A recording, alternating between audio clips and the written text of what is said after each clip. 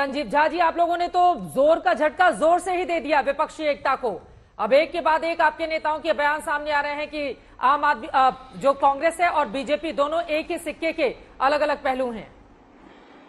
इतनी तल्खी क्यों हो गई? अभी कल ही बैठक में शामिल हुए थे आपके मुखिया। नहीं, देखिए, हमने कोई जोर का झटका नहीं दिया है।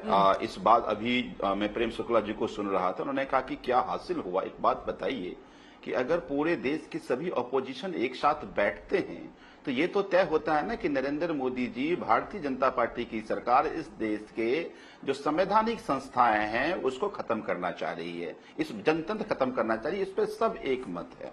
हाँ, ये बिल्कुल बात सत्य है कि अलग अलग पॉलिटिकल पार्टी क्यों बनी, चूंकि विचारधारा अलग अलग थी। तो जब अलग अलग विचारधारा के लोग एक साथ बैठेंगे तो कुछ मतभिन्नताएं आएंगी, लेकिन मुझे ये लगता है कि ये अब उससे ऊपर की लड़ाई है। अरे जो सबसे बड़ी पार्टी है कांग्रेस, विपक्षी एकता वाली, आप लोग उसी को आंखें दिखाए जा रहे हैं। संजीव झा जी, आप लोग अगर बीजेपी के साथ उसकी तुलना करेंगे और अध्यादेश के मुद्दे पर कहेंगे आज ही फैसला करो, तो मानेगी क्या इस तरह की बात? वो आपकी वो बड़ी पार्टी है, कई राज्यों में कांग्रेस पार्टी की सरकार है, ऐसा तो नहीं डिक्टेट किया जा रहा है कांग्रेस पार्टी को।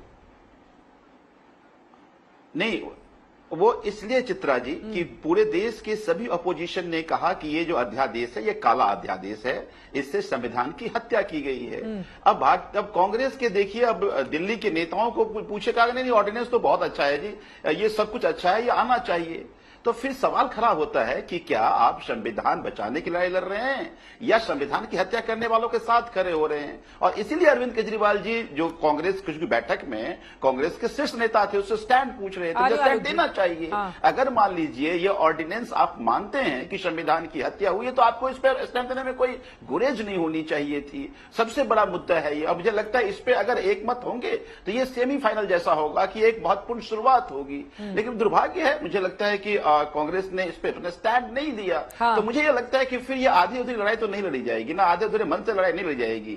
सबको अपने पर्सनल एम्बिशन से ऊपर उठ के लड़ना पड़ेगा। दिल्ली और पंजाब कांग्रेस नहीं लड़े, हम आपको मध्य प्रदेश राजस्थान दे रहे हैं। बचाने वालों पहले ही संजीव झा जी इस तरह की बातें होने लगी। आलोक जी लेकिन जवाब देंगे इस पर भी मैं आऊंगी आपके पास, लेकिन उसके पहले आलोक शर्मा जी, वो कह रहे हैं अगर अध्यादेश काला अध्यादेश है, तमाम दूसरे दल मान रहे हैं, तो कांग्रेस पार्टी के भीतर नेताओं में इसको लेकर इतनी असहज स्थिति क्यों है? दिल्ली वाले, पंजाब वाले कुछ और बोलते हैं और दूसरे राज्यों वाले कुछ और बोलते हैं। आलोक शर्मा जी। नहीं, ऐसा बिल्कुल भी नहीं है, 1% भी ना कोई असहज स्थिति है और ना ही पार्टी केजरीवाल से हमें कुछ सीखना है कि हमें कब अपना स्टैंड लेना है और क्या स्टैंड लेना है। पार्टी केजरीवाल 9 वर्षों तक बीजेपी के साथ खड़ी रही, चाहे वो धारा 370 का मुद्दा हो, चाहे वो 3 काले कानून कृषि वाले रहे हों, राजीव गांधी जी जिनके शरीर के चिथड़े उड़ गए उनका भारत रत्न वापस लेते हों और महात्मा गांधी की फोटो कार्यालय से हटा देते हों। मुझे लगता है कि पूरी तरह से बीजेपी का साथ दिया इन्होंने, और उसके बाद अब ये तमाम विपक्षी दलों की आर्म ट्विस्ट करना चाहें, सबको ये कहना चाहें कि हमारे एजेंडे के अनुसार चलें ये लोग, तो ये दुर्भाग्यपूर्ण है। केजरीवाल जी ने 4 दिन पहले अनाउंस कर दिया कि इस मीटिंग में पहला जो एजेंडा होगा ऑर्डिनेंस का होगा। आप ही के शायद चैनल पे आज तक पर ही बात हो रही थी, मैंने कहा मैंने तो अभी तक कोई एजेंडा देखा नहीं है, और वो कहां से उनको पता चल गया। तो ये जो इसकी जो जिस तरह की ये जो जिस तरह का ट्रिक्स अपना रहे हैं केजरीवाल जी, ये पूरा विपक्ष समझ चुका है। और कल क्या ऐसी आफत थी, मान लीजिए अगर ऑर्डिनेंस पे कांग्रेस ने साथ दिया नहीं दिया, विचार विमर्श था, पहली मीटिंग थी, अगर आपको वास्तव में बीजेपी का विरोध करना था तो आप रुकते वहां पर प्रेस कॉन्फ्रेंस में, क्यों भाग कर आ गए आप कहीं ना कहीं बीजेपी के एजेंडे पर काम तो नहीं कर रहे हैं। आज ये पूरा विपक्ष और देश जानना चाहता है इस बात पर। आपको तय करना होगा कि आप अभी भी बीजेपी के साथ हैं कि नहीं है।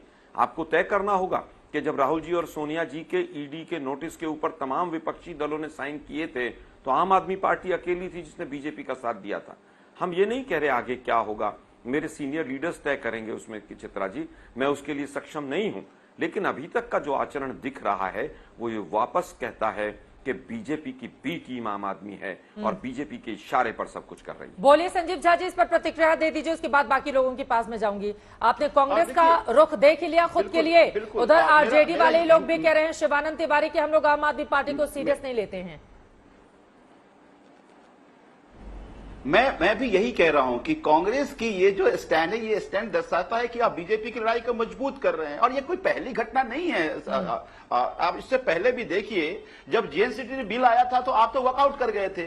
तो इसका मतलब आप वॉकआउट करते बीजेपी का समर्थन, वॉकआउट सब समझता, वॉकआउट नहीं होता, वॉकआउट बीजेपी का समर्थन होता है। मेयर का चुनाव हो रहा था दिल्ली में, आप उसको वॉकआउट कर गए थे, आपने उसमें वहां जाके वोट नहीं किया था।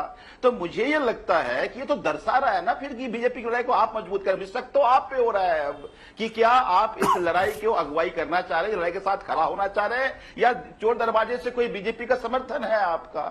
मुझे ये लगता है कि आप सब, मैं पहले ही कहा कि सबको अपनी महत्वाकांक्षा से ऊपर उठना पड़ेगा। अगर ये अध्यादेश गलत है तो ये बोलने में क्या बुराई है भाई। आप ऐसा तो नहीं है कि ऑर्डिनेंस, हमेशा जब भी ऑर्डिनेंस आया आप संसद चलने का इंतजार किए, आपने पहले स्टैंड लिया है, बहुत सारे ऑर्डिनेंस से पहले स्टैंड लिया आपने, तो इस पे स्टैंड क्यों नहीं ले रहे हैं? तो देश की जनता जानना चाहती है ना कि जब संविधान की हत्या, सुप्रीम कोर्ट के कॉन्स्टिट्यूशन बेंच के केजरीवाल जी की पार्टी थोड़ी ना बताएगी कि हम स्टैंड लेंगे, क्या लेंगे और कब लगातार लेंगे। 2 बार 90% से मुझे ज्यादा लगता है मत संजीव जिस झा पार्टी जी, को मिला हो, संजीव उसको झा जी, अब आप लोग उसकी पावर को एक्सपोज हो सीज चुके किया हैं। जा रहा है और आप चुप कर रहे हैं। तो फिर तो आपको ये दर्शा रहा है ना कि आप इस लड़ाई को नहीं लड़ना चाह रहे, आप फिर चोर दरवाजे से भारतीय जनता पार्टी को सपोर्ट करना चाह रहे हैं। ठीक है। देखिए, मुझे लगता है कि विपक्ष इस बात से एकजुट है। हाँ। ये अध्यादेश गलत है। हाँ। इस अध्यादेश को विधानसभा में गिराना चाहिए और ये अध्यादेश से संविधान की जनतांत्रिक ठीक है।